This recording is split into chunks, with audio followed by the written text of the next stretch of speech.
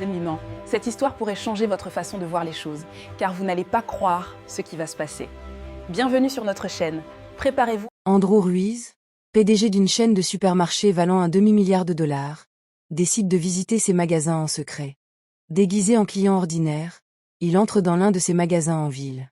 À la caisse, il découvre une jeune caissière en larmes, qui tente malgré tout de faire son travail. « Mademoiselle, ça va ?» demande-t-il, inquiet. « Excusez-moi, monsieur », répond-elle en s'essuyant rapidement le visage. « Ma fille est à l'hôpital et je n'ai même pas les moyens de lui payer ses médicaments. » Andrew est sous le choc. Il sait déjà que ses employés ne sont pas assez payés. Ce qu'il découvre plus tard est bien pire. Le gérant du magasin détournait les salaires des employés. Quand Andrew décide d'intervenir, un événement bouleversera à jamais deux vies. Bonjour à tous. Bienvenue dans notre histoire. Avant de commencer, merci de liker cette vidéo et de vous abonner. Dites-nous aussi en commentaire d'où vous nous regardez. Floride? Londres? Afrique du Sud ou Jamaïque? On veut savoir. Andrew Ruiz avait 45 ans et, selon tous les critères de réussite, il avait réussi. Il était l'un des hommes les plus riches du pays. Sa chaîne de supermarchés Mercado Max réalisait un chiffre d'affaires annuel de 500 millions de dollars. 42 succursales. 15 000 employés. Son nom est paru dans les magazines économiques. Des professeurs d'université ont utilisé son histoire dans leurs cours. Andrew Ruiz, l'homme qui a bâti un empire à partir de rien.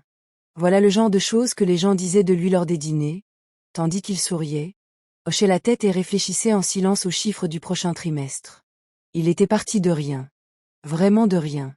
À 22 ans, il portait des cartons dans une minuscule épicerie qui sentait le vieux bois et le savon bon marché. Le propriétaire, un vieil homme aimable nommé Monsieur Peters, lui avait tout appris, comment bien ranger un rayon, comment accueillir un client, comment garder un sol si propre qu'on pourrait y manger. Andrew, disait Monsieur Peters tous les matins, balai à la main, avant même que le soleil ne soit levé, un magasin n'est pas seulement un endroit où l'on achète des choses. C'est un endroit où l'on vient quand on a besoin de quelque chose. Et ils ont toujours besoin de plus que ce qu'on trouve sur les étagères. Andrew avait gardé ces mots en tête pendant 23 ans. Mais au fil du temps, entre les réunions du conseil d'administration, les rapports de profit, les voitures privées et les bureaux vitrés au 40e étage, il avait cessé de les appliquer. Il y croyait encore. Simplement, il ne les avait pas vérifiés depuis très longtemps. C'était là le problème, et il le savait. Il le ressentait comme on sent un petit caillou dans sa chaussure. Pas assez pour le faire tomber, mais suffisamment pour le gêner à chaque pas. Il avait trop d'assistants qui filtraient les informations avant qu'elles ne lui parviennent. Trop de responsables envoyaient des rapports impeccables qui affirmaient que tout allait bien. Il y avait trop d'étages de distance entre lui et les personnes qui géraient réellement ses magasins au quotidien. Il ne savait plus vraiment ce qui se passait chez Mercado Max. Et c'est cette pensée, en ce mardi matin-là, qui le décida enfin à agir. Il demanda à son chauffeur de s'arrêter à 3 rues de la succursale de l'Ohio, l'une des plus anciennes et des plus problématiques de la chaîne, d'après le seul rapport honnête qu'il avait réussi à dénicher dans ses dossiers la veille.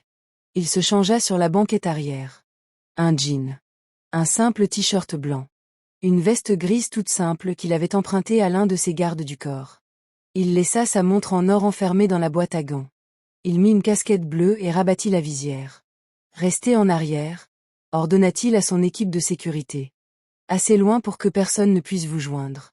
Mais assez près pour que vous puissiez réagir rapidement si je vous appelle. Ce plan ne leur a pas plu. Ils ne l'ont jamais fait. Mais ils savaient qu'il valait mieux ne pas discuter. Andrew mit ses mains dans les poches de sa veste et parcourut les 3 pâtés de maison seul. Il poussa les portes coulissantes du Mercado Max de l'Ohio et s'arrêta juste à l'entrée. L'odeur le frappa d'abord. Un bon supermarché a une odeur bien particulière. Clink. Cool. Un peu de pain frais de la boulangerie, si vous avez de la chance. Ce genre d'odeur qui donne l'impression que tout est bien entretenu. Le magasin ne sentait pas ça. Il sentait comme une pièce fermée qui n'avait pas été aérée depuis des semaines. Poussiéreux. Légèrement rance. L'odeur d'un lieu où les détails ont été longtemps négligés. Andrew prit un panier dans la pile près de la porte et s'engagea dans la première allée. Ce qu'il vit lui serra la poitrine. Les rayons étaient à moitié vides. Pas le genre de verre à moitié vide qu'on trouve à la fin d'une journée chargée avant la livraison du soir. C'était différent. C'était le genre de verre à moitié vide qui signifiait que personne ne s'était donné la peine de l'ouvrir. Des pans entiers d'étagères étaient troués, comme des dents manquantes. Quelques produits penchaient de travers, sans aucun support pour les maintenir droits. Et sur une étagère, il s'arrêta et observa attentivement. Une couche de poussière grise, si épaisse qu'on aurait pu y dessiner, recouvrait la surface. Il appuya un doigt sur l'étagère. Le souleva. Observa la tache grise au bout de son doigt. Il continua à marcher. Le rayon fruits et légumes était pire. Les tomates commençaient à ramollir. Les bananes étaient couvertes de taches sombres. Les légumes-feuilles, au fond de l'étalage, commençaient à se flétrir, leurs feuilles se recroquevillant sur elles-mêmes comme pour se protéger. Une vieille femme déambulait lentement entre les légumes, les prenant un par un, fronçant les sourcils avant de les reposer. Son panier restait vide. Andrew la regarda un instant. Il voulait dire quelque chose. Il ne l'a pas fait. Il s'est enfoncé plus profondément dans le magasin.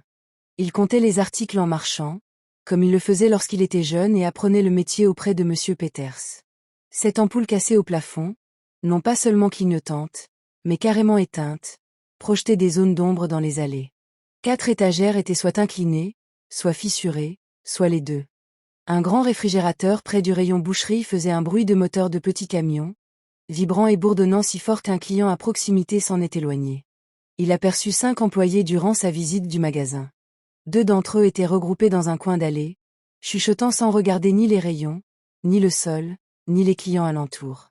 Le 3e réapprovisionnait un rayon, mais d'un pas lent hélas, comme quelqu'un qui a baissé les bras, non par paresse, mais parce que quelque chose l'a épuisé. L'une balayait inlassablement le même petit coin de sol, le regard dans le vide. La 5e, loin de tout client, se tenait contre le mur du fond, les bras croisés, les yeux rivés sur ses pieds. Leurs uniformes étaient impeccables. Ils avaient tous fait cet effort. Mais leurs visages disaient le contraire. Ce n'étaient pas des gens heureux de venir travailler. Ces gens-là enduraient la situation. Andrew sentit son oppression s'intensifier. C'était son magasin. C'étaient ses étagères, ses luminaires, son sol. Et voilà ce qu'ils étaient devenus pendant qu'il était assis 40 étages plus haut, à lire des rapports qui concluaient à un état satisfaisant. Il prit une lente inspiration et se dirigea vers les caisses. Il y avait 4 caisses ouvertes. À 3 d'entre elles, il y avait peu d'attente. Les clients posaient leurs articles sur le tapis roulant, payaient, partaient, sans que personne ne parle beaucoup. La 4e caisse, la numéro 3, était complètement vide. Andrew a failli passer devant sans s'arrêter. Puis il a compris pourquoi elle était vide et il s'est arrêté. La caissière à la caisse numéro 3 était jeune, 25, peut-être 26 ans. Son uniforme était impeccable. Ses cheveux étaient soigneusement tirés en arrière. Son badge indiquait « Christiana ». Ses mains parcouraient les objets sur le tapis roulant avec le geste sûr et précis de quelqu'un qui avait accompli cette tâche des centaines de fois et la connaissait parfaitement. Mais elle pleurait. Pas les pleurs bruyants. Pas ceux qui paralysent une pièce. C'étaient des pleurs silencieux, ceux qui surviennent lorsqu'une personne porte un fardeau si lourd depuis si longtemps que son corps finit par le libérer tout seul, qu'elle le veuille ou non. Ses yeux étaient rouges et vitreux. Une larme solitaire coula lentement sur sa joue gauche. Elle ne l'essuya pas. Elle continuait de scanner. Bip, bip, bip. Elle tendit les sacs au client devant elle avec un petit sourire rassurant. Bon après-midi, monsieur. L'homme prit ses sacs et s'éloigna sans la regarder. La file d'attente était vide. Andrew s'avança et déposa son panier sur le tapis roulant. Elle commença à scruter le sol sans lever les yeux. Jus, riz, biscuits, bip, bip, bip. Il observa ses mains. Elles ne tremblaient pas. Ses gestes étaient précis et assurés. Quel que soit le conflit intérieur qui l'habitait, elle ne laissait rien affecter son travail. Elle luttait contre quelque chose d'immense, et elle le menait avec calme et professionnalisme, les courses d'un client à la main. Quelque chose dans cet effort, la simple nécessité de le faire, lui fit ressentir une douleur à la poitrine qu'il n'avait pas éprouvée depuis des années. Ça fera 12,40 $, dit-elle. Il passa sa carte. La machine émit un bip. Il ne bougea pas. Elle leva les yeux. Andrew la regarda doucement. Mademoiselle, dit-il assez bas pour qu'elle seule l'entende. Tout va bien. Sa mâchoire se crispa. Je vais bien, monsieur. Merci. Elle lui tendit son sac. Bonne journée. Tu n'as pas l'air bien, dit-il. Il le dit simplement, sans gêne, comme on le fait quand on le pense vraiment. Elle le fixa du regard. Quelque chose traversa son visage. Un frémissement, une vibration comme la surface de l'eau qu'une pierre vient de briser. Puis elle serra les lèvres et garda le silence. « Je vais bien », répéta-t-elle. Mais sa voix se brisa. Juste un peu. Juste ce qu'il fallait. Andrew ne prit pas le sac. Il la regarda comme M. Peters le regardait autrefois. Patient, calme, sans la moindre hâte. « Je m'appelle Andrew, » dit-il. « Et vous ?» Elle jeta un coup d'œil à son badge, comme pour se rafraîchir la mémoire. « Christiana. »« Christiana ?» répéta-t-il. « Je ne cherche pas à être indiscret. Je vois bien que vous portez quelque chose. Et parfois, il est plus facile de le dire à voix haute à quelqu'un qui ne connaît pas encore votre histoire. » Le magasin bourdonnait autour d'eux. Personne n'attendait derrière lui. Christiana baissa les yeux vers le comptoir. Ses mains, si fermes avec chaque client précédent, se crispèrent lentement en points le long de son corps. Puis, d'une voix à peine audible, elle dit « Excusez-moi, monsieur. Ma fille est à l'hôpital. » Elle s'est arrêtée. Respire. Elle a 4 ans. Elle est hospitalisée depuis 3 jours. Le médecin dit qu'elle a besoin d'un médicament spécifique. Il coûte 300 $. Sa voix restait basse et maîtrisée, mais ses yeux étaient remplis de larmes. Je n'ai pas encore reçu mon salaire. Il est encore en retard. Il est toujours tard. Et je n'ai pas d'argent. J'ai demandé. J'ai tout essayé. Je ne sais plus quoi faire. Elle leva les yeux au plafond un instant, clignant des yeux. Andrew resta immobile. Son nom ? demanda-t-il doucement. Comment s'appelle votre fille ? Christiana le regarda. Vivian. Il hocha la tête une fois. Il prit son sac. Ne partez pas après votre service, dit-il doucement. S'il vous plaît. Je serai juste dehors. Elle le regarda en fronçant les sourcils, confuse et un peu méfiante, comme n'importe qui l'aurait été. Je vais directement à l'hôpital tous les soirs. Je sais, dit Andrew. Je ne vous retiendrai pas longtemps. Il se dirigea vers la sortie. Et tandis qu'il franchissait les portes coulissantes pour retrouver la lumière de l'après-midi, l'oppression qu'il ressentait dans la poitrine s'était muée en toute autre chose. Quelque chose de plus froid, de plus tranchant, qui ressemblait fort aux prémices de la colère. Car Christiana avait encore annoncé que son salaire était en retard. Encore une fois. Ce qui signifiait que ce n'était pas un accident. Ce n'était pas une erreur. C'était un schéma récurrent. Andrew Ruiz était bien décidé à découvrir qui était responsable. Il ne s'éloigna pas beaucoup. Il se rendit au petit café situé juste en face du magasin, s'assit à une table près de la fenêtre et commanda un café qu'il ne but pas. Il sortit son téléphone et appela son responsable des opérations internes. Un homme perspicace et méticuleux nommé David Chin, qui travaillait chez Mercado Max depuis 11 ans et connaissait l'emplacement de chaque numéro. David, dit Andrew à voix basse. Je vous demande de récupérer immédiatement les fiches de paie de la succursale de l'Ohio. Toutes. Envoyez-les sur mon téléphone. Pause. Monsieur est tout. Maintenant, s'il vous plaît. Oui, monsieur.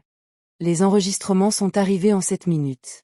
Andrew les étala sur son écran, faisant défiler lentement et lisant attentivement. Il avait passé suffisamment d'années à bâtir cette entreprise pour que les documents de paie lui paraissent aussi naturels qu'une recette pour un cuisinier. Il savait reconnaître des chiffres sains. Il connaissait leur rythme, la structure des salaires, leur évolution, leur conformité à la politique de l'entreprise. Ces chiffres n'annonçaient rien de bon. Il se redressa. La politique de l'entreprise concernant un caissier du niveau de Christiana, 3 ans d'ancienneté à temps plein, était claire. Le salaire minimum mensuel était fixé, vérifié et non négociable. Andrew lui-même avait validé ces chiffres 2 ans auparavant lors d'une révision salariale à l'échelle de l'entreprise. Mais le chiffre à côté du nom de Christiana était presque exactement la moitié de ce qu'il aurait dû être. Il continua de faire défiler. Une autre caissière. Un autre chiffre. Faux lui aussi. Environ la moitié également. Il continua de faire défiler. Assistant boursier. Ah. Personnel de nettoyage. Ah. Employé de rayon. Ah. Sa mâchoire se crispa. Il recula encore. 3 mois, 6 mois, 1 an. Le schéma était là depuis le début, tapi dans les registres comme un mal pourri dissimulé sous un papier d'emballage impeccable. Chaque employé de la succursale de l'Ohio était payé bien en dessous des exigences de la politique de l'entreprise. Pas de peu. Pas d'une erreur d'arrondi. De près de 50%. Mois après mois, les salaires étaient intégralement enregistrés comme versés. Les déductions étaient invisibles, sauf si l'on savait exactement où chercher. Andrew posa son téléphone face contre table. Il resta immobile un instant, le regard perdu à travers la vitrine du café, observant les portes coulissantes de son magasin de l'autre côté de la rue. 15 000 employés répartis dans 42 succursales. C'était l'échelle du monde dont il était responsable. 15 000 personnes étaient venues travailler pour son entreprise car elles avaient confiance en l'équité de ce qu'il avait bâti. Des familles avec enfants. Des gens avec des factures d'hôpital. Des gens avec un loyer à payer, des courses à faire, des chaussures à remplacer, et des vies essentielles qui dépendaient d'un salaire versé à temps et en quantité suffisante. Et dans cette agence, depuis au moins un an, peut-être plus, quelqu'un réduisait discrètement ses salaires de moitié et empochait la différence. Il reprit son téléphone et appela une deuxième fois. David, qui est le directeur de l'agence en Ohio. Un autre silence, plus court cette fois. Il s'agit de Paul Jackson, monsieur. Il est là depuis environ 3 ans. Depuis combien de temps a-t-il le pouvoir de signer les fiches de paie de la succursale? Un long silence. Le bruit des touches. Environ 2 ans et 8 mois, monsieur. Andrew fit le calcul mentalement. Cela coïncide presque exactement avec le moment où les écarts de salaire ont commencé. Merci David.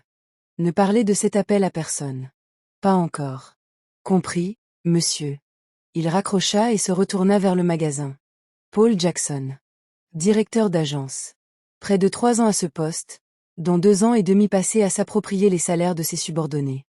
Des caissières comme Christiana venaient travailler chaque jour, servaient les clients et se retenaient de pleurer, épuisées et inquiètes, ignorant que l'argent qu'elles avaient gagné et sur lequel elles comptaient était discrètement volé avant même de leur parvenir. Andrew laissa le café intact, posa de l'argent sur la table et retourna dans l'après-midi. Il lui restait environ 2 heures avant la fin du service de Christiana. C'était suffisant. Il passa ces 2 heures assis à l'arrière de sa voiture, David au téléphone et l'avocat de son entreprise à l'autre bout du fil, essayant de reconstituer précisément les agissements de Paul Jackson et son mode opératoire. La voix de l'avocat demeura d'un calme professionnel, mais Andrew percevait la gravité contenue dans chaque mot, ce calme qui trahit une horreur sourde. Le montant total volé aux employés de la succursale de l'Ohio au cours des 2 dernières années et demi s'élève à un peu plus de 280 000 $. 280 000 $. Prélevés par petites sommes, mois après mois, à des personnes qui ne pouvaient pas se permettre d'en perdre un seul centime. Andrew écouta le numéro et resta longtemps silencieux. Puis il dit : « Assurez-vous que tout soit bien documenté. Je veux que ce soit irréprochable. Et je veux que ce soit prêt à être remis aux autorités dès que je le demanderai. Quand cela sera-t-il, monsieur ? » Andrew regarda par la fenêtre. La lumière du soir commençait à s'adoucir, teintant la rue devant la succursale de l'Ohio d'une chaude couleur ambrée. Quelques clients sortaient au compte-gouttes par les portes coulissantes, leurs sacs à la main. Un camion de livraison reculait lentement jusqu'à l'entrée latérale. « Bientôt, » dit-il. « Mais pas encore. J'ai quelque chose à faire avant. » Il raccrocha et sortit de la voiture, juste au moment où les portes coulissantes du Mercado Max s'ouvrirent et que Christiana sortit. Elle faillit ne pas le voir. Son sac était sur l'épaule et la tête légèrement baissée, d'une démarche pressée. Elle l'avait déjà dépassé de 2 pas lorsqu'un détail la fit s'arrêter et se retourner. Andrew leva la main dans un petit geste discret. Elle le fixa du regard. « Tu as attendu. J'ai dit que je le ferais. » Elle semblait incertaine, pas vraiment effrayée, mais prudente, comme quelqu'un qui a appris à se méfier des choses qui paraissent trop gentilles. « Pourquoi ?» Andrew n'a pas répondu directement. Il demanda doucement. « Dans quel hôpital est Vivian ?» Christiana cligna des yeux. « Sainte-Catherine. À environ 12 minutes d'ici. »« Alors allons-y, » dit-il. « Je vous expliquerai en chemin. Et si à un moment donné vous voulez que j'arrête de parler et que je vous laisse tranquille, dites-le-moi. Je respecterai pleinement cela. » Elle l'observa un instant encore, cet homme d'apparence ordinaire, coiffé d'une casquette bleue et vêtu d'une veste empruntée, qui avait attendu 2 heures devant son magasin et connaissait déjà, on ne sait comment, le nom de sa fille. Puis, lentement, elle hocha la tête. Ils marchèrent. Andrew resta simple. Il lui dit qu'il travaillait pour l'entreprise, sans préciser son poste, et qu'il consultait les registres de paie de la succursale de l'Ohio. Il lui a dit que les chiffres qu'il avait trouvés ne correspondaient pas à ce qu'elle et ses collègues étaient censés gagner. Il a ajouté que cela semblait durer depuis longtemps. Il observait son visage en parlant. Elle n'avait pas l'air surprise. C'était pourtant ce qui la blessait le plus. On savait que quelque chose n'allait pas, dit-elle doucement, les yeux toujours fixés droit devant elle. Nous ne savions tout simplement pas quoi faire, ni comment, ni ce que nous pouvions y faire. Elle marqua une pause. Certains d'entre nous demandèrent des précisions sur les montants. On nous a parlé de déductions, de redressements fiscaux, de retard de traitement. Sa voix était monocorde et lasse, celle de quelqu'un à qui on a donné trop d'explications confuses. Au bout d'un moment, on arrête de poser des questions. Parce que demander ne change rien. Je sais, dit Andrew. Et il ne pensait plus qu'elle ne pouvait encore le comprendre. Ma fille est tombée malade il y a 8 semaines, poursuivit Christiana. Sa voix était encore assurée, mais Andrew pouvait entendre le prix qu'elle en payait pour la maintenir ainsi. Je fais les calculs tous les soirs. Ce que je gagne, ce que je dois, ce dont l'hôpital a besoin. Et les chiffres ne collent jamais. Ils ne collent jamais, tout simplement. Elle s'arrêta un instant et le regarda droit dans les yeux. 300 $. C'est tout. Avec 300 $, Vivian obtient les médicaments dont elle a besoin. Et moi, je ne les trouve pas. Elle l'a dit sans amertume. C'est ce qui a frappé Andrew. Aucune colère, aucune mise en scène. Juste la vérité crue et épuisée d'une mère à bout de ressources. Il s'est arrêté de marcher lui aussi. Venez avec moi, dit-il. Avant l'hôpital. Il y a un arrêt que j'aimerais faire avant. La pharmacie était à 4 rues de là, une grande pharmacie bien éclairée avec un long comptoir et un pharmacien patient qui leva les yeux quand la porte s'ouvrit. Andrew tint la porte pour Christiana, puis l'accompagna jusqu'au comptoir. Les médicaments, lui dit-il doucement. Dis-leur ce dont Vivian a besoin. Elle le regarda de côté. Je t'ai dit que je n'ai rien. Dites-leur, dit-il. Simplement. Calmement. Elle hésita. Puis elle se tourna vers le pharmacien et lui donna le nom du médicament, le dosage et la quantité prescrite par le médecin. Le pharmacien saisit les informations, vérifia la disponibilité et annonça le prix. Andrew tendit sa carte avant que Christiana n'ait pu dire un mot de plus.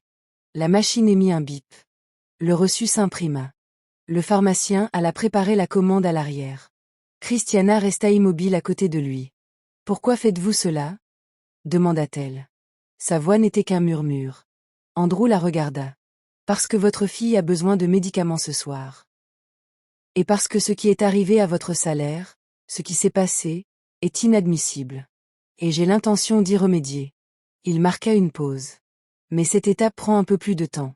Ce soir, nous réparons ce que nous pouvons réparer tout de suite. Le pharmacien est revenu avec un petit sac blanc et l'a posé sur le comptoir. Christiana tendit la main lentement, comme on tend la main vers quelque chose dont on n'est pas sûr d'avoir le droit. Sa main se referma sur l'objet. Elle resta là, le tenant, sans dire un mot pendant un long moment. Quand elle releva les yeux, ils étaient de nouveau pleins, mais d'une couleur différente de celle des larmes qu'Andrew avait vues à la caisse numéro 3. Ces larmes-là, elle s'efforçait de les retenir. Celles-ci, elle les laissa couler. « Merci, dit-elle. C'est tout. 2 mots, mais chargés d'un poids immense. Andrew hocha la tête une fois. Nous allons vous emmener auprès de votre fille. L'hôpital pour enfants de Sainte-Catherine était un grand bâtiment pâle où régnait une odeur d'antiseptique et un silence pesant. Un silence qui n'était pas paisible, mais empreint de prudence. Ce genre de situation existe parce que chacun s'efforce de ne pas déranger quelque chose de fragile. Andrew attendit dans le couloir pendant que Christiana entrait la première. Il s'assit sur une chaise en plastique devant la chambre 14 et regarda ses mains. Il portait toujours sa casquette bleue. Toujours habillé comme personne. Quelque part dans la ville, sa vraie vie continuait sans lui. Des courriels, des décisions, des appels restés sans réponse pendant des heures. Il s'en fichait éperdument. À travers le petit hublot rectangulaire de la porte, il aperçut le bord d'un lit d'hôpital. Une petite forme sous une couverture blanche. Le dos de Christiana alors qu'elle s'asseyait, elle se pencha en avant et prit une minuscule main dans les siennes. Il détourna le regard. Il n'était pas en droit d'assister à ce moment. Il pensa plutôt à Paul Jackson, directeur de succursale depuis 3 ans. Pendant tout ce temps, il était entré dans ce magasin chaque matin, avait supervisé le personnel, approuvé les plannings, puis s'était installé dans son bureau et s'était servi du salaire de chacun de ses employés. Des caissiers payés au salaire de misère, épuisés, arrivant au travail malades, fatigués et en larmes. Et Paul Jackson le savait. Il l'avait choisi, mois après mois, pendant près de 3 ans. Andrew avait déjà rencontré des hommes de ce genre. Pas souvent, mais suffisamment pour en reconnaître le type. Le genre de manager qui confond autorité et propriété. qui prend le pouvoir sur les individus pour du pouvoir en général, qui perçoit l'écart entre lui et ses subordonnés non comme une responsabilité, mais comme une ressource. La porte de la chambre 14 s'ouvrit. Christiana sortit dans le couloir. Son visage avait changé. Toujours fatigué, toujours marqué par les épreuves de la journée, il portait désormais quelque chose de différent. Quelque chose de plus stable. Elle avait l'air de ceux qui ont vu ce qu'ils craignaient le plus et qui l'ont trouvé encore vivant. Elle est réveillée, dit Christiana. Elle m'a demandé si je lui avais apporté le médicament rose. Un petit sourire fatigué a effleuré son visage. Je lui ai répondu oui. Bien, dit Andrew. Il se leva. Comment va-t-elle? Toujours fiévreuse. Mais les médecins disent que le médicament devrait commencer à faire effet demain matin. Elle s'appuya contre le mur du couloir et ferma les yeux un instant. Elle n'arrêtait pas de poser des questions sur moi. Que je mange ou que je dorme, le sourire revint, plus doux cette fois. Elle a 4 ans et elle posait des questions sur moi. Andrew ne dit rien. Mais quelque chose bougea discrètement derrière ses yeux. Christiana ouvrit la sienne et le regarda droit dans les yeux. Vous avez dit que vous travailliez pour l'entreprise. Pour Mercado Max. Oui. Dans quel rôle? Un silence. Andrew réfléchit à la manière de répondre et décida que la version la plus simple de la vérité était la bonne. Je te dirai tout, dit-il. Mais pas ce soir. Ce soir, tu devrais être avec Vivian. Ce que je dois te demander peut attendre demain. Elle l'observa comme elle l'avait fait devant le magasin. Ce regard pesant et attentif. Vous allez me demander de faire quelque chose. Oui, dit-il. Et je tiens à être honnête avec vous, cela comportera des risques. Pas un risque physique. Mais le genre de risque qu'on prend en s'opposant à quelqu'un qui a le pouvoir sur votre emploi. Il la regarda droit dans les yeux. Je ne te demanderai rien dont je ne sois pas prête à te protéger. Mais je ne prétendrai pas non plus que ce soit simple. Christiana resta silencieuse un instant. Au bout du couloir, une infirmière passa en poussant un chariot à petites roues grinçantes. Une porte s'ouvrit et se referma quelque part. L'hôpital respirait autour d'eux. Ça a un rapport avec Monsieur Jackson? Demanda Christiana. Andrew la regarda. Que sais-tu de lui? C'est, répondit-elle. Sa voix était monocorde et assurée, comme pour lui faire comprendre qu'elle y avait déjà réfléchi. Souvent. Nous y réfléchissons tous. Nous ne pouvions tout simplement pas le prouver. Et nous avions trop peur d'essayer. Elle baissa les yeux sur le sac blanc de pharmacie qu'elle tenait encore à la main. Puis je me suis retournée vers lui. J'ai encore peur. Je sais, dit Andrew. Mais Vivian avait peur du noir jusqu'à l'âge de 3 ans, dit Christiana doucement. Et je lui ai appris qu'avoir peur ne signifie pas rester dans le noir. Cela signifie simplement qu'on a besoin de quelqu'un pour nous accompagner. Andrew la regarda longuement. Demain, dit-il. Retrouve-moi au café en face du magasin. 8 heures avant votre prise de service. Je vous expliquerai tout. Et ensuite, vous déciderez. Quel que soit votre choix, je le respecterai. Elle hocha la tête une fois. Puis elle se retourna et franchit la porte de la chambre 14. Andrew resta un instant de plus dans le couloir. Puis il sortit son téléphone, se rendit au fond du couloir et passa un dernier appel. David, dit-il doucement. Demain matin, j'ai besoin que vous organisiez l'accès aux archives du directeur d'agence. Absolument tout. Les autorisations financières, les communications, etc. Pause. Et il me faut un petit appareil d'enregistrement. Discret.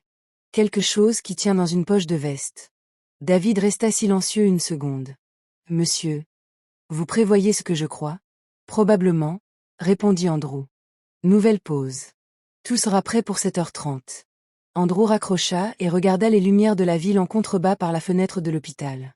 Quelque part dans cette ville, Paul Jackson rentrait chez lui, retrouvant le confort que 2 ans et demi de salaire volé lui avait permis d'acquérir.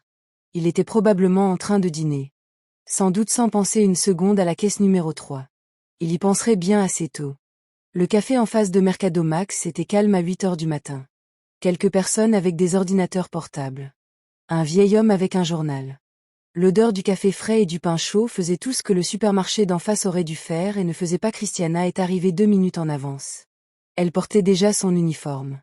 Son service commençait à 9 heures, et elle semblait avoir dormi, même si ce n'était pas tout à fait suffisant. Mais sa posture était différente de la veille. Une sorte de rectitude prudente, comme celle d'une personne qui a pris une décision pendant la nuit et qui s'y tient encore. Elle s'assit en face d'Andrew. 2 cafés l'attendaient. Elle serra la tasse entre ses mains et le regarda. Tu as dit que tu me dirais tout. Je le ferai, répondit-il. Et il l'a fait. Il a commencé par le début. Non pas par ses conversations téléphoniques avec David, ni par les registres de paix, mais par le tout début. Qui il était vraiment. Ce que Mercado Max représentait pour lui. Pourquoi il s'était rendu dans ce magasin la veille, vêtu comme un inconnu. Il observait son visage tout en parlant. Il ne précipita rien. Lorsqu'il eut terminé, le café devant Christiana était presque froid. Elle resta assise un long moment, pensive. Puis elle dit très doucement, « Vous êtes la propriétaire du magasin. » « Oui. »« Vous êtes propriétaire de tous les magasins. » « Oui. » Elle regarda par la fenêtre les portes coulissantes du Mercado Max de l'autre côté de la rue. À l'endroit même où elle s'était tenue pendant 3 ans, 5 jours par semaine, à scanner, emballer, sourire et endurer. Puis elle se retourna vers lui. « Et tu ne savais rien ?» dit-elle. Ce n'était pas vraiment une accusation. Ce n'était pas vraiment un pardon non plus. C'était simplement un constat franc et honnête, posé sur la table entre eux. « Non, » dit Andrew. « Je ne savais pas. Et c'est aussi de ma faute. » Elle parut réfléchir. « Alors, que puis-je faire ?» Andrew se pencha légèrement en avant. « Les preuves que j'ai tirées des registres de paix sont solides, » dit-il. Mais un bon avocat pourrait plaider qu'il s'agissait d'une erreur système, d'un problème comptable, de quelque chose qui peut s'expliquer. Il marqua une pause. Ce qui est indéniable, c'est une confession. Si Paul Jackson admet, de son propre aveu, ce qu'il a fait, il ne pourra plus s'échapper. Christiana le fixait du regard. « Et vous voulez que j'obtienne ses aveux ? Je veux que vous alliez dans son bureau, » dit Andrew avec précaution. « Et je veux que tu lui fasses croire que tu es de son côté. Dis-lui que tu as découvert ce qu'il a fait. Dis-lui que tu veux partager. » Il a fait en sorte qu'il se sente suffisamment en confiance pour parler. Il a glissé la main dans sa veste et a posé sur la table, entre eux, un petit appareil plat. Pas plus gros qu'un bouton de manteau. Cet appareil enregistre tout dans un rayon de 3 mètres. Il est déjà en marche. Christiana l'a regardé. Elle n'y avait pas encore touché. « Il va me virer ?» dit-elle. « Oui », répondit Andrew. « Il le fera probablement. Dès qu'il pensera que vous en savez trop, il essaiera de se débarrasser de vous. Et là, je perdrai mon travail. Les bulletins de paix sont confidentiels, a-t-il déclaré. Vous ne devriez pas en parler. Je connais la différence entre une retenue d'impôt et une réduction de salaire, a rétorqué Christiana. Sa voix était calme. Complètement calme. Et je fais ce travail depuis 3 ans, Monsieur Jackson. Je sais à quoi devraient ressembler les chiffres. Silence. Paul Jackson la regarda longuement. Puis, lentement, il posa le stylo qu'il tenait. Que voulez-vous dire exactement ? Demanda-t-il prudemment. C'était le moment décisif. Christiana le ressentit comme on ressent le bord du précipice.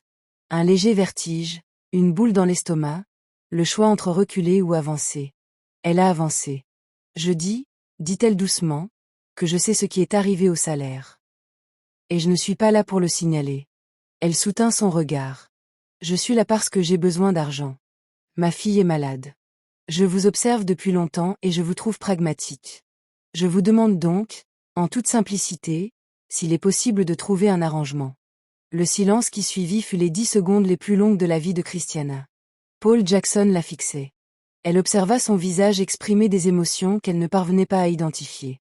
Suspicion. Calcul. Et puis, exactement comme Andrew l'avait prédit, quelque chose qui ressemblait presque à de l'orgueil. Il se pencha en avant. « Tu es plus intelligente que je ne le pensais, » dit-il. Christiana ne répondit rien. Elle attendit, tout simplement. Puis Paul Jackson prit la parole. Il ne se pressa pas. Il parlait comme on parle quand on garde un secret depuis trop longtemps et qu'on attend, sans s'en rendre compte, que quelqu'un se confie. Il lui expliqua comment il avait procédé, discrètement, petit à petit, d'abord un faible pourcentage, puis de plus en plus. Comment le système de paix présentait une faille dans son historique, rendant les modifications invisibles à moins de savoir précisément où chercher. Il avait procédé ainsi pendant 2 ans et 8 mois. Comment le montant total, pour l'ensemble du personnel, avait atteint. Il marqua une pause, et une lueur, presque de satisfaction, brilla dans ses yeux. Plus de 250 000 $. Et personne, dit-il, n'avait prononcé un seul mot utile à ce sujet avant votre arrivée. Il se rassit, satisfait, à l'aise, comme le fait un homme qui se sent maître de la situation. Alors, dit-il. Un arrangement. Qu'aviez-vous en tête? Christiana le regarda par-dessus le bureau. En fait, dit-elle très doucement, j'avais tout autre chose en tête. Paul Jackson fronça les sourcils. Quoi? La porte du bureau s'ouvrit. Andrew entra sans frapper. Il avait ôté sa casquette bleue. Il portait encore ses vêtements civils, le jean et la veste empruntée, mais sa démarche, en franchissant cette porte, rendait ses vêtements décontractés et insignifiants. Il y a ceux dont l'autorité réside dans leurs vêtements, et ceux dont l'autorité réside dans ce qu'ils sont. Andrew Ruiz appartenait à la seconde catégorie. Il ferma la porte derrière lui. Il regarda Paul Jackson avec une expression d'un calme déconcertant. Paul Jackson le regarda en retour, d'abord perplexe. Puis quelque chose changea, la lente prise de conscience d'un homme dont l'esprit passe en revue toutes les possibilités sans en trouver aucune de bonne. « Qui êtes-vous » demanda-t-il. « Je m'appelle Andrew Ruiz » répondit Andrew. « Je suis le fondateur et le directeur général de Mercado Max. » Il sortit son téléphone et le posa sur le bureau, écran vers le haut, affichant sa carte d'identité professionnelle et sa photo. « Je suis propriétaire du magasin. Je possède les 42 magasins. Et je suis dans le couloir, devant votre bureau, depuis 12 minutes. » Paul Jackson pâlit si vite que c'en était presque incroyable. Andrew plongea la main dans la poche de sa veste et déposa l'enregistreur sur le bureau, à côté du téléphone. « J'ai également un enregistrement complet de tout ce que vous venez de dire. Ce qui, combiné aux 2 ans et demi de fiches de paie que mon équipe juridique a déjà passé la nuit à compiler, signifie que les faits qui vous sont reprochés ne constituent ni une suspicion ni une accusation. » Il marqua une pause. « C'est un dossier. Un dossier complet, prêt à être remis. Que je remettrai aux autorités dans l'heure. » Paul Jackson ouvrit la bouche. La ferma. L'ouvrit de nouveau. « Je peux expliquer, » commença-t-il. « Tu l'as déjà fait, » répondit simplement Andrew. « À l'instant même. Je le jure. Sur cet enregistrement. » Le silence régnait dans la pièce. Andrew fixa Paul Jackson un long moment, impassible. Non pas avec colère, ni avec satisfaction, mais avec le regard froid et assuré d'un homme qui a constaté une brèche et qui s'attelle désormais à la réparer. Il se tourna ensuite vers Christiana, toujours assise sur la chaise en face du bureau, les mains posées à plat sur les genoux, le visage impassible. « Tu as bien travaillé, » dit-il. Elle expira lentement. Juste une fois.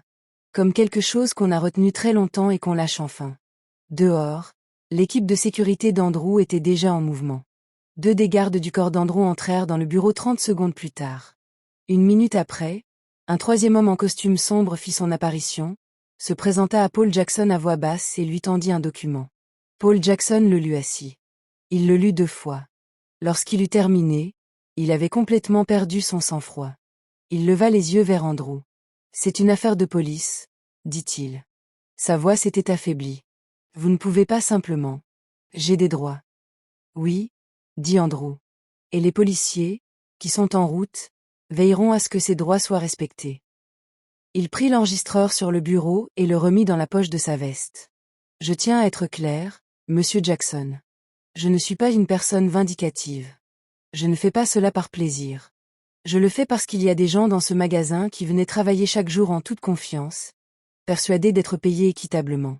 Des gens qui se sont privés de tout, qui ont lutté, qui sont tombés malades et qui n'ont pas pu payer leurs factures, non pas parce que l'entreprise n'en avait pas les moyens, mais parce que vous avez décidé que leur salaire vous appartenait. » Il fixa l'homme droit dans les yeux. Voilà de quoi il s'agit. Paul Jackson ne dit rien. Il fixa le document qu'il tenait entre ses mains. L'homme en costume sombre lui demanda poliment de rester dans le bureau jusqu'à l'arrivée des autorités. Puis il sortit et resta là, immobile. Andrew regarda Christiana. Elle était maintenant debout, près du mur, observant tout avec cette attention soutenue qui semblait lui être instinctive. Quand leurs regards se croisèrent, elle hocha légèrement la tête, à peine plus qu'un mouvement de tête. Il ouvrit la porte du bureau et la lui tint, puis ils sortirent ensemble dans le couloir gris du personnel. Le magasin continuait de tourner. C'est ce qu'Andrew remarqua en retournant avec Christiana par le couloir du personnel vers la surface de vente. Les caisses enregistreuses continuaient de biper. Les clients continuaient de circuler dans les allées. Une livraison était arrivée à l'arrière et quelqu'un déballait des cartons de céréales au bout de l'allée 4.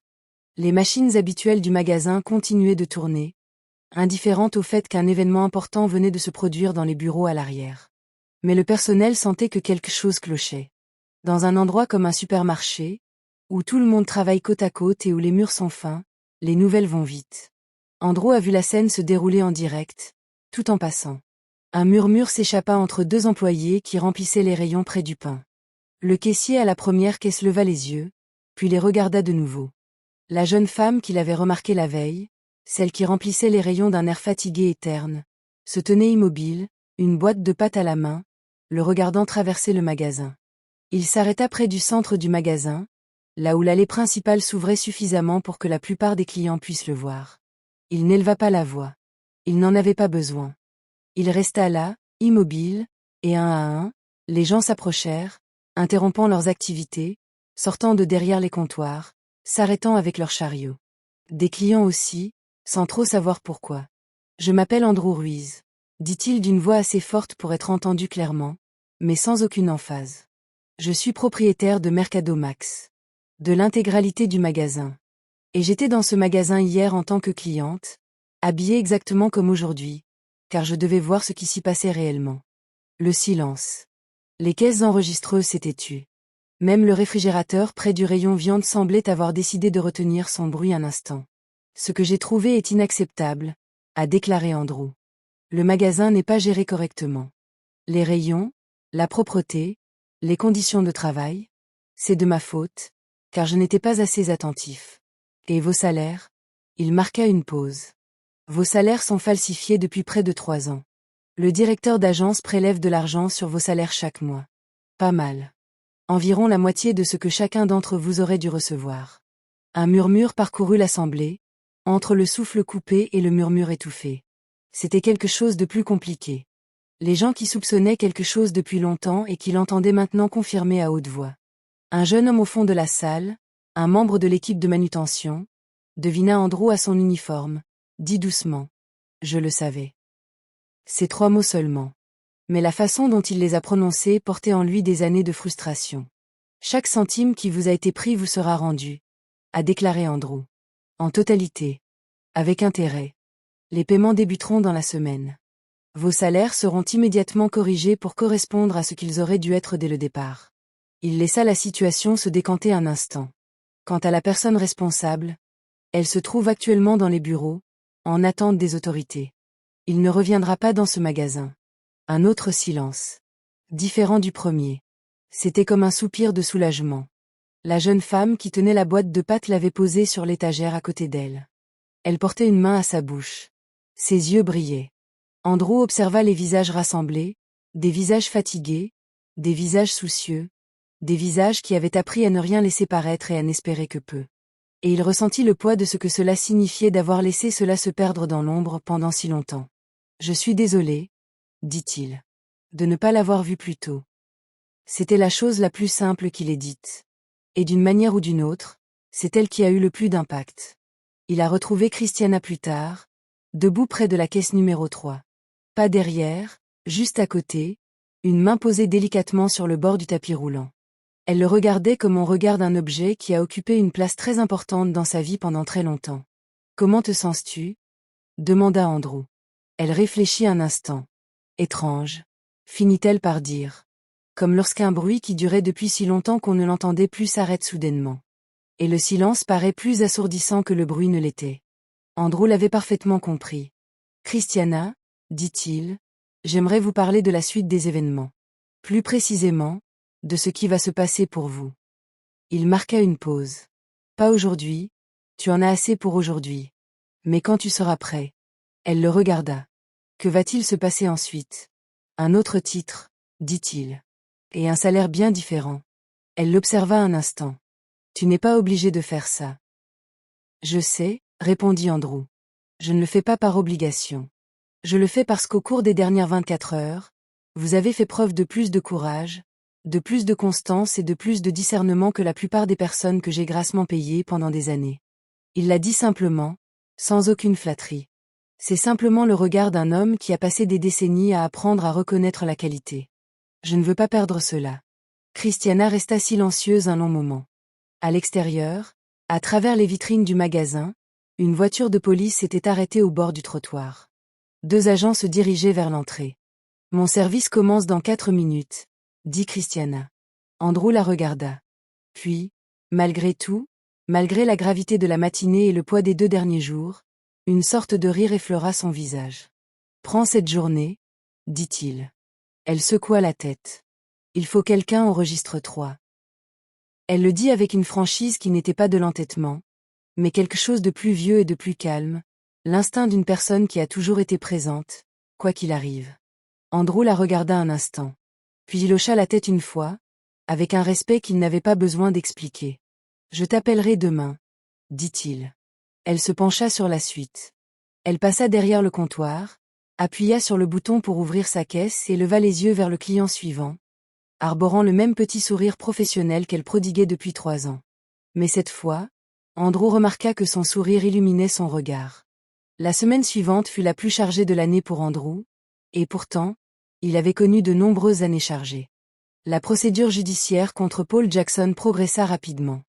L'enregistrement, combiné aux documents de paix rassemblés par l'équipe de David, ne laissait que peu de place à la contestation.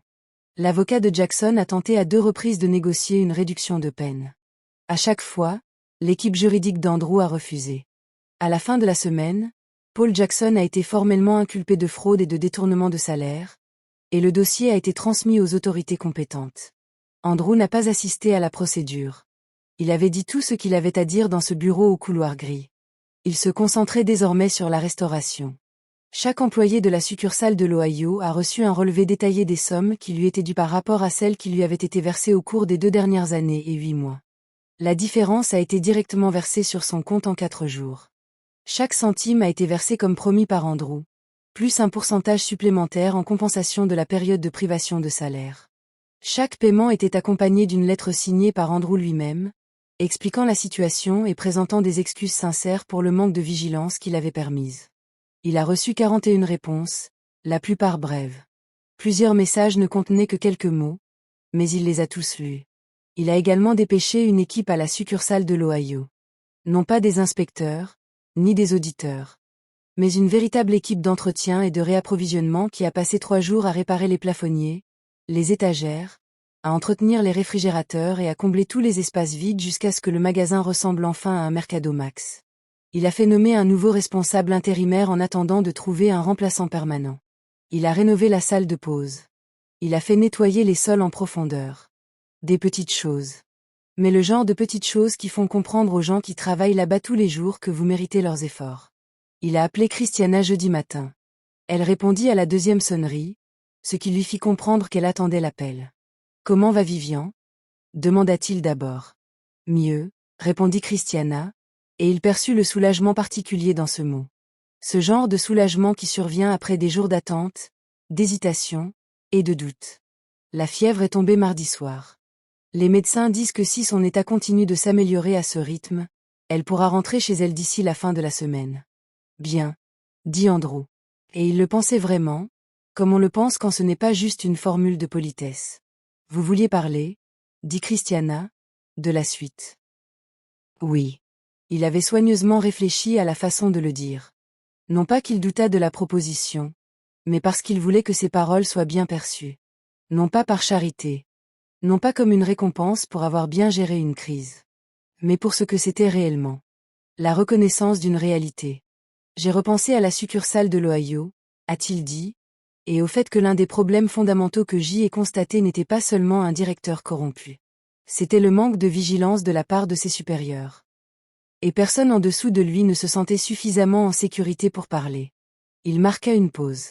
Ce dont j'ai besoin dans ce magasin, et dans d'autres semblables, c'est de quelqu'un qui comprenne ces 2 réalités de l'intérieur. Quelqu'un qui sait ce que c'est que d'être à la caisse numéro 3, et quelqu'un qui n'ose même pas aller voir le responsable quand quelque chose ne va pas, silence au bout du fil. Un silence qui se fait entendre. Je vous propose une promotion, dit Andrew.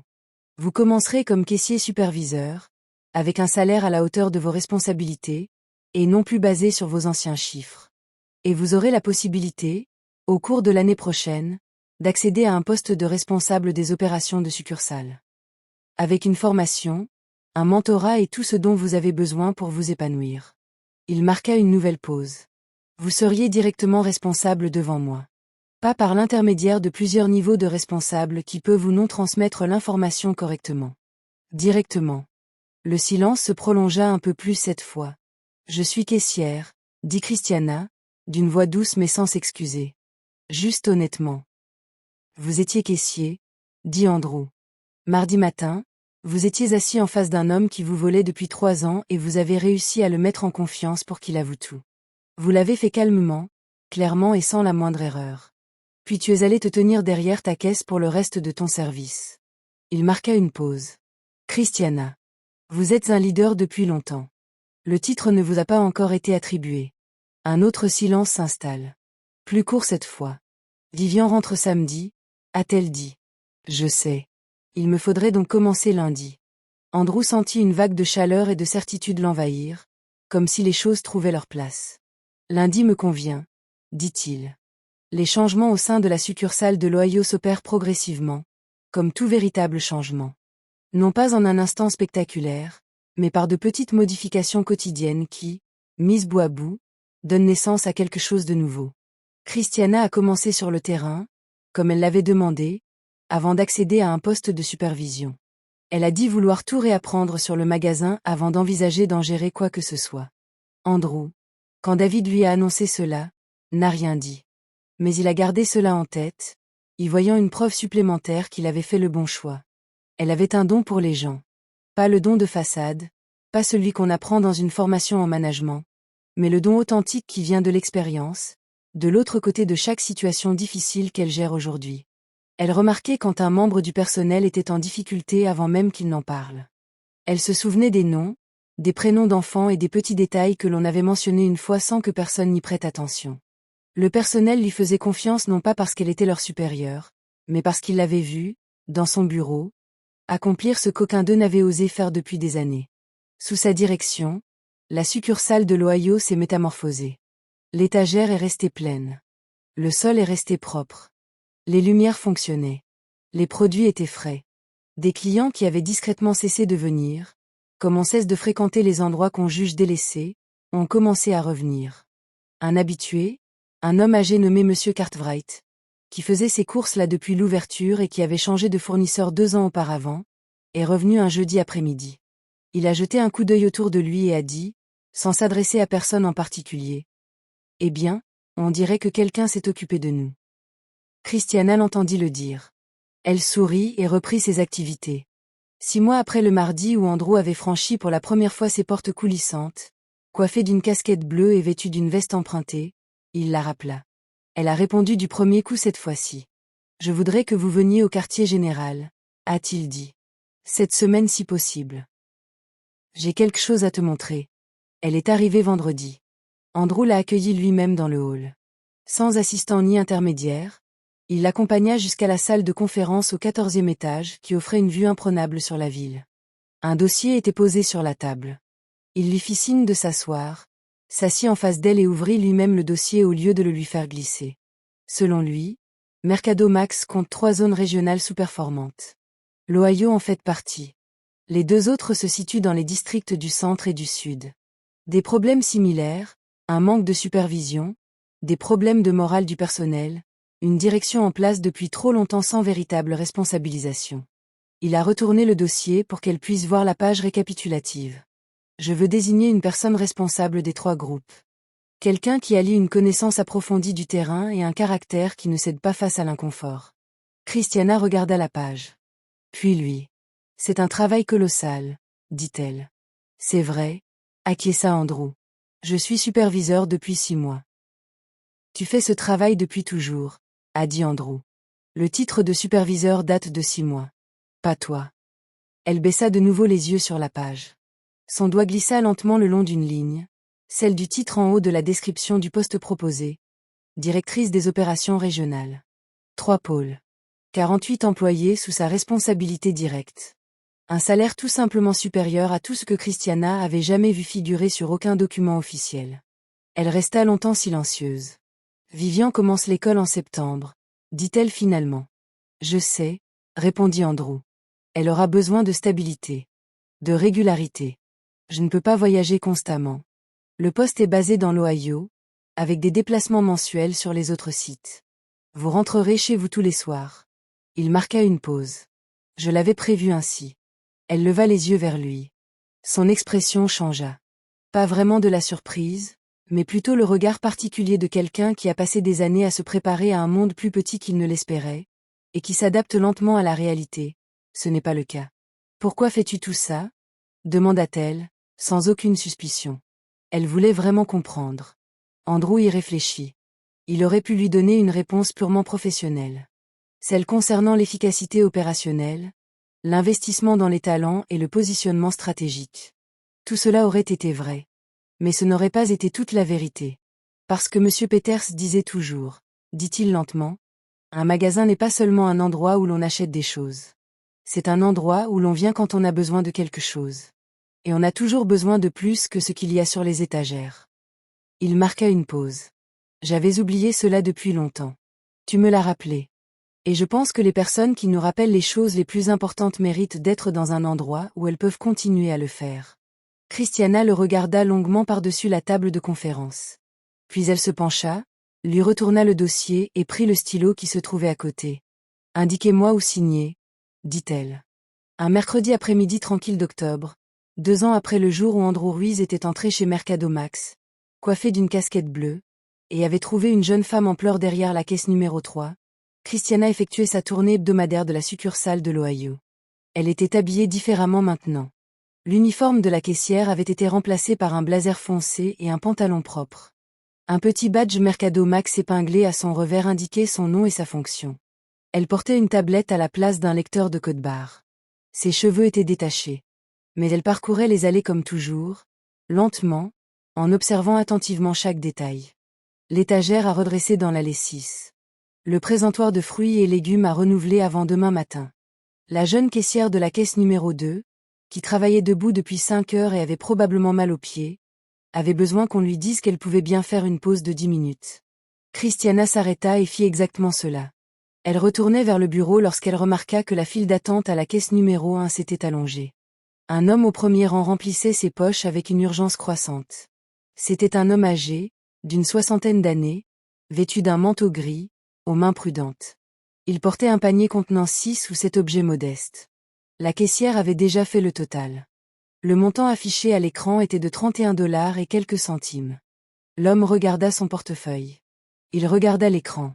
Il regarda de nouveau son portefeuille. « Je suis désolé, » dit-il à la caissière, un peu gêné. « Je crois que j'ai oublié ma deuxième carte à la maison. » La caissière regarda l'écran, puis lui. Puis, cherchant son chemin derrière elle, elle se retourna, hésitante. Christiana s'approchait déjà. Elle avait entendu la conversation à 3 pas de là. Elle n'y a pas réfléchi.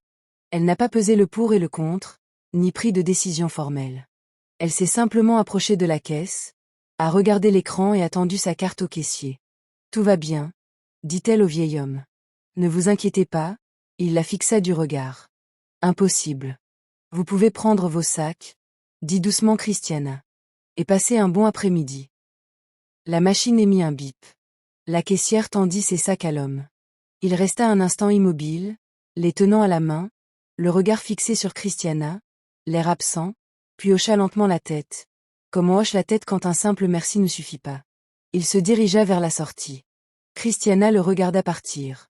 Puis elle fit demi-tour et continua son chemin vers le bureau. Elle n'avait pas remarqué l'homme qui se tenait près de l'entrée.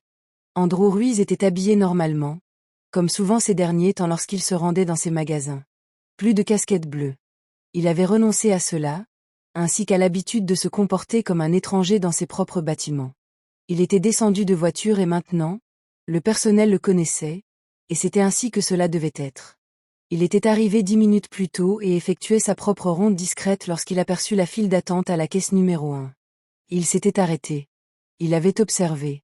Il se tenait maintenant près de l'entrée et regardait Christiana disparaître par la porte du personnel, au fond de la pièce. Elle retournait à ses occupations. Elle ne l'avait pas vu. Elle n'avait pas fait tout ça pour un public. C'était là tout l'enjeu. Il repensa à M. Peters balayant l'entrée avant l'aube avec son vieux balai en bois. Un magasin n'est pas seulement un lieu où l'on achète des choses. C'est un lieu où l'on vient quand on a besoin de quelque chose. Et ils ont toujours besoin de plus que ce qu'on trouve en rayon. Il pensa à une jeune femme qui pleurait en silence derrière sa caisse, se retenant de toutes ses forces, trop fière et trop professionnelle pour laisser transparaître ses larmes, même si, malgré tout, elle finissait toujours par transparaître, comme c'est souvent le cas avec les choses de la vie. Il pensa à Vivian, désormais en bonne santé à l'école, apprenant à lire, à compter et à poser des questions sur tout, comme les enfants de 4 ans deviennent des enfants de 5 ans, puis de 6, et ensuite, si ceux qui les entourent font bien leur travail, des personnes qui savent que le monde est plus vaste et plus bienveillant qu'il n'y paraît parfois au premier abord. Un mercredi d'octobre, Andrew Ruiz se tenait près de l'entrée de son magasin et sentait, pour la première fois depuis très longtemps, qu'il savait vraiment ce qui se passait à l'intérieur de Mercado Max. Et c'était bon signe. Il rajusta sa veste, fit un signe de tête à personne en particulier, puis ressortit par les portes coulissantes, dans l'après-midi. J'espère que vous avez pris autant de plaisir à regarder cette vidéo que j'en ai eu à la créer. N'hésitez pas à la liker, la partager et à commenter les leçons que vous en avez tirées. Dites-moi également d'où vous la regardez dans les commentaires ci-dessous. À bientôt dans ma prochaine vidéo.